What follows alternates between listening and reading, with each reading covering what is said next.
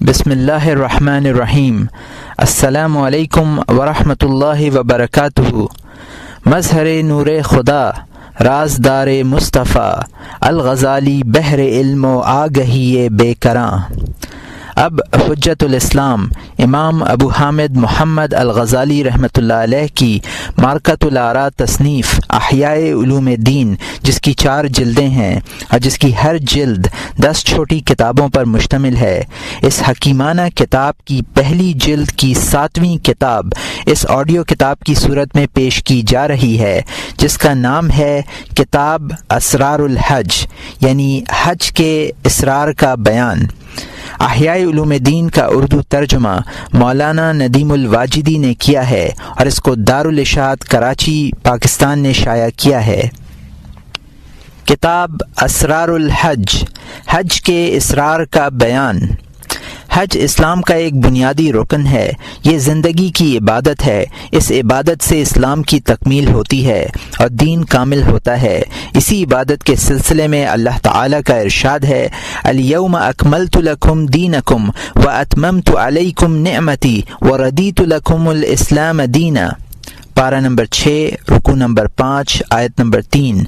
آج کے دن تمہارے لیے تمہارے دین کو میں نے کامل کر دیا اور میں نے تم پر اپنا انعام کر دیا اور میں نے اسلام کو تمہارا دین بننے کے لیے پسند کر لیا۔ حضرت صلی اللہ علیہ وآلہ وسلم ارشاد فرماتے ہیں، من مات ولم یحج فلیمت ان شاء یہودیہ و ان شاء نصرانیہ۔ اور یہ ابن عدی کی حدیث ہے جس کو ابو ہریرہ رضی اللہ تعالیٰ عنہ نے روایت کیا ہے، اور ترمذی نحوہ کی حدیث ہے جس کو علی رضی اللہ تعالیٰ عنہ نے روایت کیا ہے۔ جو شخص حج کیے بغیر مرے تو وہ چاہے تو یہودی مرے اور چاہے تو نصرانی مرے۔ یہ عبادت کتنی عظیم ہے کہ یہ نہ ہو تو دین کامل نہیں ہوتا۔ اس عبادت سے اعراض کرنے والا گمراہی میں یہود و نصارہ کے برابر ہے۔ اس رکن کی اہمیت و عظمت کا تقاضا ہے کہ ہم اس کی شرح و تفصیل کریں اور اس کے ارکان و سنن، مستحبات و فضائل اور اسرار و حکم بیان کریں۔ ان سب عنوانات پر انشاءاللہ تعالی ہم حسب ذیل ابواب میں گفتگو کریں گے۔ پہلا باب، حج کے فضائل، خانہ کعبہ اور مکہ کے فضائل، حج کے ارکان اور شرائط وجوب۔ دوسرا باب، حج کے ظاہری اعمال، آغاز سفر واپسی تک۔ تیسرا باب، حج کے مخفی اسرار و رموز اور باطنی اعمال۔ پہلا باب، حج کے فضائل، مکہ مکرمہ، مدینہ منورہ اور خانہ کعبہ وغیرہ کے فضائل۔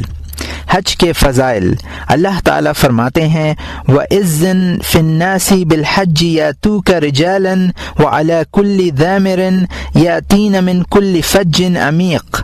پارہ نمبر 7 رکوع نمبر 10 آیت نمبر 27۔ اور ابراہیم علیہ السلام سے یہ بھی کہا گیا کہ لوگوں میں حج کے فرض ہونے کا اعلان کر دو، جس سے کہ لوگ تمہارے پاس حج کو چلے آئیں گے، پیادہ بھی، اور جو اونٹنیاں سفر کے مارے دبلی ہو گئی ہوں گی، ان اونٹنیوں پر بھی جو کہ دور دراز رستوں سے پہنچی ہوں گی۔ حضرت قتادہ رضی اللہ تعالیٰ عنہ فرماتے ہیں کہ جب اللہ تعالیٰ نے اپنے بندے ابراہیم علیہ السلام کو یہ حکم دیا کہ وہ لوگوں کو حج بیت اللہ کے لیے بلائیں تو انہوں نے اعلان کیا کہ اے لوگو، اللہ تعالیٰ نے ایک گھر بنایا ہے، تم اس کا حج کرو۔ ابراہیم علیہ السلام کا یہ مبارک اعلان بنی نوع انسان کے ان تمام افراد نے سنا جنہیں حج بیت اللہ کی سعادت حاصل ہو چکی ہے یا قیامت تک حاصل ہوگی۔ ایک جگہ ارشاد فرمایا، لِيَشْهَدُوا مَنَافِعَ لَهُمْ، پارہ نمبر 7 رکوع نمبر 10 آیت نمبر 28، تاکہ اپنے دینیہ و دنیاویہ فوائد کے لیے موجود ہوں۔ بعض مفسرین نے منافع کی یہ تفسیر کی ہے کہ اس سے مراد موسم حج کی تجارت اور ثواب آخرت ہے۔ بعض اکابر نے جب یہ مضمون سنا تو فرمایا کہ بخدا ان لوگوں کی مغفرت ہو گئی۔ قرآن پاک میں شیطان کا یہ قول نقل کیا گیا ہے، لَأَقْعُدَنَّ لَهُمْ صِرَاطَكَ الْمُسْتَقِيمَ، پارہ نمبر 8 رکوع نمبر 9 آیت نمبر 26 میں ان کے لیے آپ کی سیدھی راہ میں بیٹھوں گا۔ بعض مفسرین نے صراط مستقیم کی تفسیر میں مکہ مکرمہ کے راستے کا تذکرہ کیا ہے۔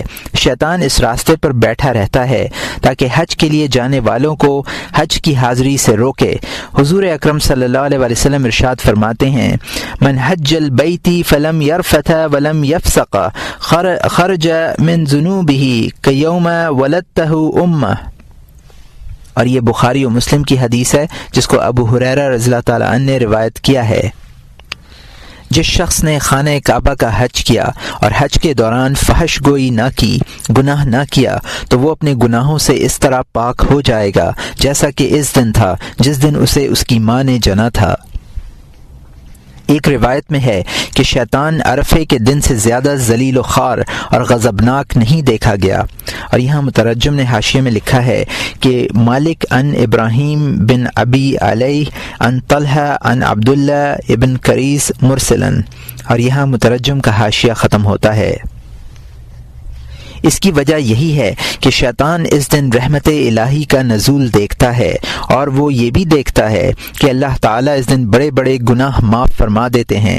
روایت ہے کہ بعض گناہ ایسے بھی ہوتے ہیں جن کا کفارہ وقوف عرفہ کے علاوہ کسی دوسرے فعل سے نہیں ہوتا۔ اس روایت کو امام جعفر علیہ السلام نے حضرت صلی اللہ علیہ وآلہ وسلم کی طرف بھی منسوب کیا ہے۔ اور یہاں مترجم نے حاشیے میں لکھا ہے لیکن یہ روایت مجھے نہیں ملی، اور یہاں مترجم کا حاشیہ ختم ہوتا ہے۔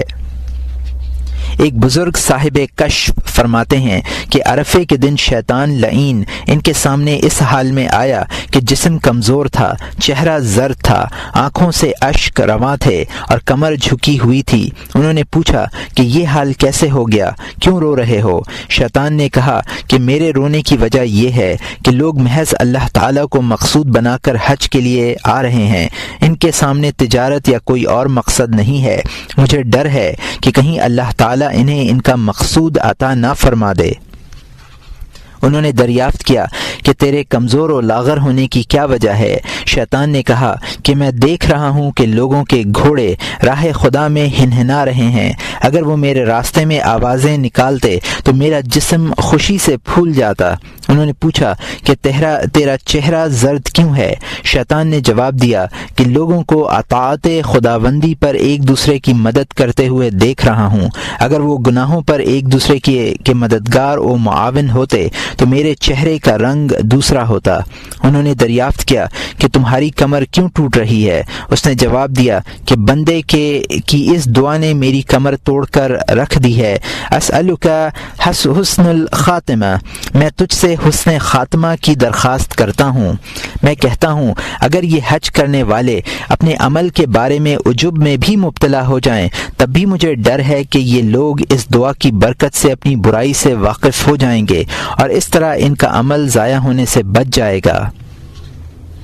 حضرت صلی اللہ علیہ وآلہ وسلم ارشاد فرماتے ہیں، من خرج من بیتہ حاجا او معتمر افمات اجری اللہ له اجر الحاج المعتمر الى یوم القیامہ ومن مات فی احد الحرمین لم یعرض ولم یحاسب وقیل له دخل الجنہ۔ اور یہاں مترجم نے حاشیے میں لکھا ہے کہ اس روایت کا نصف اول ابو ہریرہ رضی اللہ تعالیٰ عنہ سے بحقی میں منقول ہے اور نصف ثانی دار قطنی میں حضرت عائشہ رضی اللہ عنہا سے منقول ہے۔ اور یہاں مترجم کا حاشیہ ختم ہوتا ہے۔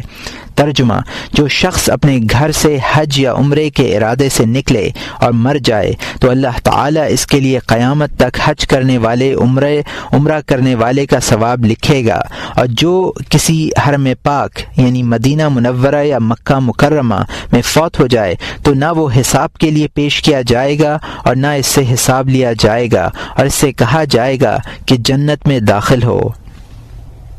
ایک روایت میں حضرت صلی اللہ علیہ وآلہ وسلم کا ارشاد گرامی منقول ہے، حجت مبرورۃ خیر من الدنیا وما فیہا وحجت مبرورۃ لیس لها جزاء الا الجنہ۔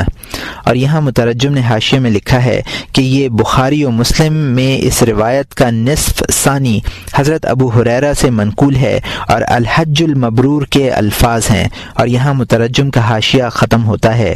ترجمہ: حج کرنے والے اور عمرہ کرنے والے اللہ تعالیٰ کے وفد ہیں اور اس کے مہمان ہیں۔ اگر وہ اس سے مانگتے ہیں تو وہ انہیں عطا کرتا ہے، اور اس سے مغفرت چاہتے ہیں تو وہ ان کی مغفرت کرتا ہے۔ اگر دعا مانگتے ہیں تو وہ ان کی دعا قبول فرماتا ہے، اور اگر سفارش کرتے ہیں تو ان کی سفارش قبول کی جاتی ہے۔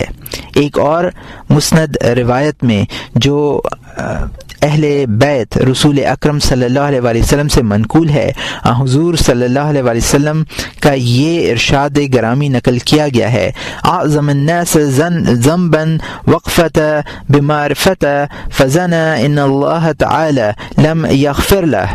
یہ مسند الفردوس کی حدیث ہے جس کو ابن عمر رضی اللہ تعالی عنہ نے بسند ضعیف روایت کیا ہے۔ لوگوں میں بڑا گناہ گار وہ ہے جو عرفہ کے دن وقوف کرے اور خیال کرے کہ اللہ تعالیٰ نے اس کی مغفرت نہیں کی۔ اس سلسلے کی کچھ اور روایات یہ ہیں: ینزل علی ھذا البیت فی کل یوم 120 رحمت ستون للطائفین و40 للمصلین و20 المناظرین۔ یہاں مترجم نے حاشیے میں لکھا ہے قال حاتم حدیث منکر، اور یہاں مترجم کا حاشیہ ختم ہوتا ہے۔ یہ ابن حبان فی الضعفاء کی حدیث ہے اور بہقی فی الشعب کی۔ ترجمہ: اس گھر پر ہر روز 120 رحمتیں نازل ہوتی ہیں، 60 طواف کرنے والوں کے لیے، 40 نماز پڑھنے والوں کے لیے اور 20 دیکھنے والوں کے لیے۔ فرمایا: خانہ کعبہ کا طواف بکثرت کیا کرو، اس لیے کہ قیامت کے دن تم لوگ اپنے اعمال میں اس سے بڑی کوئی چیز نہیں پاؤ گے، اور نہ اس عمل کے برابر تمہیں کوئی دوسرا عمل ایسا ملے گا جس پر تم رش کر سکو۔ ابن حبان و حاکم کی حدیث ہے جس کو عبداللہ ابن عمر رضی اللہ تعالیٰ عنہ نے روایت کیا ہے۔ اس لیے حج کے بغیر پہلے ہی طواف بیت اللہ کرنا مستحب قرار دیا گیا ہے۔ تیسرا، فرمایا جو شخص ننگے سر ننگے پاؤں 7 مرتبہ طواف بیت اللہ کرے اسے ایک غلام آزاد کرنے کا ثواب ملے گا، اور جو شخص بارش میں 7 مرتبہ طواف بیت اللہ کرے اس کے تمام پچھلے گناہ معاف کر دیے جائیں گے۔ کہتے ہیں کہ اللہ تعالیٰ عرفات کے میدان میں کسی کا کوئی گناہ معاف فرماتا ہے تو اس شخص کی بھی مغفرت کر دیتا ہے جو اس شخص کی جگہ پہنچ جاتا ہے۔ بعض اکابرین سلف ارشاد فرماتے ہیں کہ اگر عرفے کے دن جمعہ پڑ جائے تو تمام اہل عرفہ کی بخشش ہو جاتی ہے۔ یہ دن دنیا کے تمام دنوں میں افضل ترین دن شمار ہوتا ہے۔ اسی دن حضرت صلی اللہ علیہ وآلہ وسلم نے حجۃ الوداع ارشاد ادا فرمایا۔ روایت ہے کہ حضرت صلی اللہ علیہ وسلم میدان عرفات میں قیام پذیر تھے کہ یہ آیت کریمہ نازل ہوئی: الیوم اکملت لکم دینکم واتممت علیکم نعمتی ورضیت لکم الاسلام دینا، پارہ نمبر 6 رکوع نمبر 5 آیت نمبر 3۔ آج کے دن تمہارے لیے تمہارے دین کو میں نے مکمل کر دیا، اور میں نے تم پر اپنا انعام تمام کر دیا، اور میں نے اسلام کو تمہارا دین بننے کے لیے پسند کر لیا۔ آیت کریمہ کے نزول کا علم جب اہل کتاب کو ہوا تو وہ مسلمانوں سے کہنے لگے کہ اگر یہ آیت ہم لوگوں پر نازل ہوتی تو ہم نزول کے دن کو عید کا دن قرار دے دیتے۔ یہ بات سن کر حضرت عمر رضی اللہ تعالیٰ عنہ نے فرمایا: میں گواہی دیتا ہوں کہ یہ آیت مبارکہ 2 عیدوں کے دن نازل ہوئی، یعنی عرفہ اور جمعے کے دن، اور اس وقت نازل ہوئی جب حضرت صلی اللہ علیہ وآلہ وسلم عرفات کے میدان میں تشریف فرما تھے۔ اور یہاں مترجم نے حاشیے میں لکھا ہے کہ بخاری و مسلم میں یہ روایت حضرت عمر ابن الخطاب رضی اللہ تعالیٰ عنہ سے منقول ہے، اور یہاں مترجم کا حاشیہ ختم ہوتا ہے۔ روایات میں حضرت صلی اللہ علیہ وآلہ وسلم کی یہ دعا منقول ہے: اللہم اغفر للحجاج ولمن استغفر لہ الحج، اور یہ حاکم کی حدیث ہے جس کو ابو ہریرہ رضی اللہ تعالیٰ عنہ نے روایت کیا ہے۔ اے اللہ، حجاج کی اور ان لوگوں کی جن کے لیے حاجی دعائے مغفرت کریں مغفرت فرما۔ روایت ہے کہ علی ابن موفق نے حضرت صلی اللہ علیہ وآلہ وسلم کی طرف سے متعدد بار حج ادا کیا ہے۔ علی ابن موفق موفق کہتے ہیں کہ میں ایک مرتبہ خواب میں حضرت صلی اللہ علیہ وسلم کی زیارت سے مشرف ہوا۔ آپ نے مجھ سے ارشاد فرمایا، اے موفق، تم نے میری طرف سے حج ادا کیا ہے؟ میں نے عرض کیا، جی ہاں یا رسول اللہ۔ فرمایا، تم نے میری طرف سے اللہم لبیک اللہم لبیک کہا؟ عرض کیا، جی ہاں یا رسول اللہ۔ فرمایا، میں تمہارے اس عمل کا بدلہ قیامت کے دن تمہیں دوں گا۔ میں تمہارا ہاتھ پکڑ کر اس وقت جنت میں لے جاؤں گا جب لوگ حساب و کتاب کی سختیوں میں گرفتار ہوں گے۔ مجاہد رحمۃ اللہ علیہ اور دوسرے علماء دین فرماتے ہیں کہ جب حجاج کرام مکہ مکرمہ پہنچتے ہیں تو فرشتے ان کا استقبال کرتے ہیں، اونٹ پر سوار ہو کر آنے والے حجاج کرام کو سلام کرتے ہیں، گدھوں پر سوار ہو کر آنے والوں سے مصافحہ ملاتے ہیں اور پیدل آنے والوں سے معانقہ کرتے ہیں۔ حضرت حسن بصری رحمۃ اللہ علیہ نے ارشاد فرمایا ہے کہ جو شخص رمضان کے فوراً بعد، غزوے کے فوراً بعد اور حج کے فوراً بعد مر جائے وہ شہید ہے۔ حضرت عمر رضی اللہ تعالیٰ عنہ فرماتے ہیں کہ حجاج کے گناہ بخش دیے جاتے ہیں اور ان لوگوں کو بھی معافی عطا کی جاتی ہے جن کے لیے یہ ذی الحجہ، محرم، صفر اور ربیع الاول کی 20 تاریخ تک دعائے مغفرت کریں۔ سلف صالحین کا معمول یہ تھا کہ وہ مجاہدین کو الوداع کہنے کے لیے دور تک مشائیت کرتے تھے اور حجاج کرام کا استقبال کیا کرتے تھے، ان کی پیشانیوں کو بوسہ دیتے تھے اور ان سے دعا کی درخواست کیا کرتے تھے۔ حجاج کرام سے ملاقات کے لیے وہ ان کے گناہوں میں ملوث ہونے اور کاروبار دنیا سے لگنے سے پہلے پہنچنے کی کوشش کرتے۔ علی ابن موفق بیان کرتے ہیں کہ میں ایک مرتبہ حج کے دوران میں منا کی مسجد خیف میں سو رہا تھا۔ میں نے دیکھا کہ آسمان سے 2 فرشتے اترے ہیں اور ان کے جسم پر سبز لباس ہے۔ ایک فرشتے نے دوسرے فرشتے سے کہا، عبداللہ، تم جانتے ہو کہ اس سال بیت اللہ شریف کے حج کی سعادت کتنے لوگوں نے حاصل کی ہے؟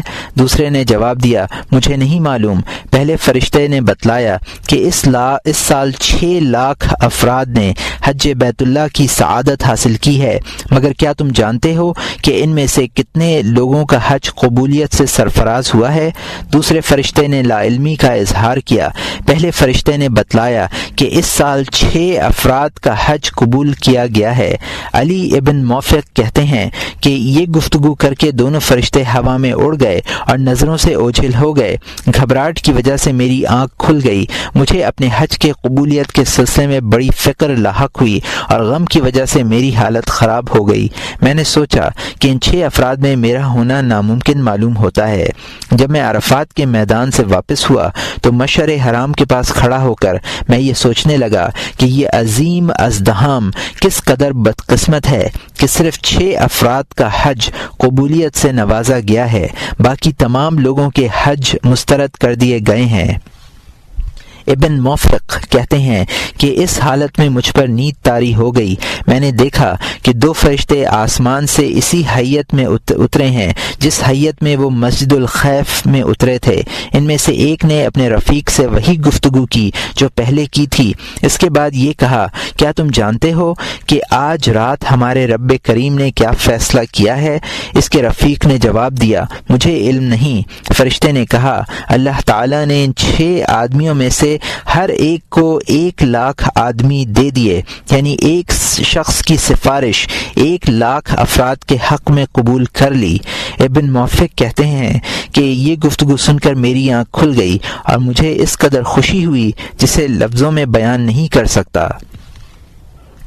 علی ابن موفق رحمۃ اللہ علیہ کہتے ہیں کہ 1 سال حج کے لیے حاضر ہوا۔ مناسک حج سے فراغت کے بعد میں ان لوگوں کے متعلق سوچنے لگا جن کا حج بارگاہ الہی میں قبول نہیں ہوا ہے۔ میں نے جناب الہی میں عرض کیا کہ اے اللہ، میں اپنے حج کا ثواب اس شخص کو ہبہ کرتا ہوں جس کا حج قبول نہیں ہوا۔